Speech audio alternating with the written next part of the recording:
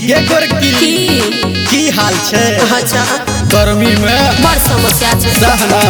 अरे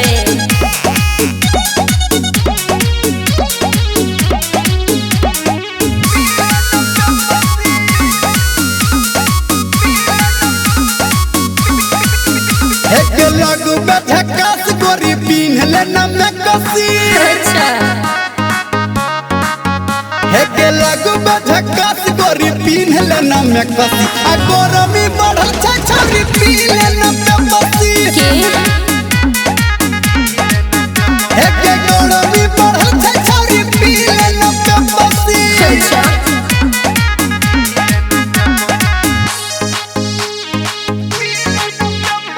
music by Guddu राज।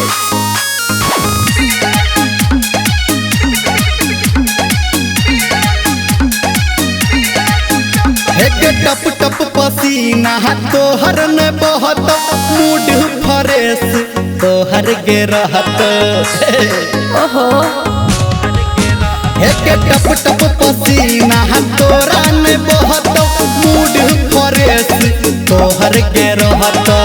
अच्छा एक चल बत चल रेडी हमर छक्का कसी। नहीं रे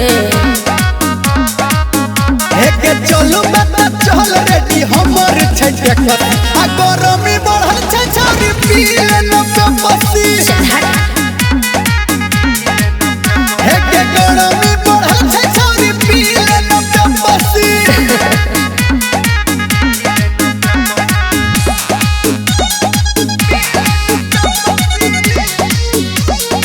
माँ गायत्री रिकॉर्डिंग स्टूडियो।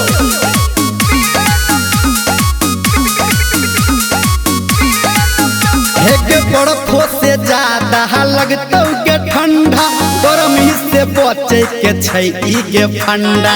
अच्छा कूल हो जबे एक बर्फो से ज्यादा लगतौ के ठंडा गर्मी से बचे के छै ई के फंडा। एक कहो भर में नर छौरी कोर ने तू देखसी। ओके एक कहो निरमलिया छौरी कोर ने तू देखसी। आ गरमी बढ़ल छै छौरी पीले न बसी। अच्छा एक गरमी बढ़ल छै छौरी पीले न बसी। ओके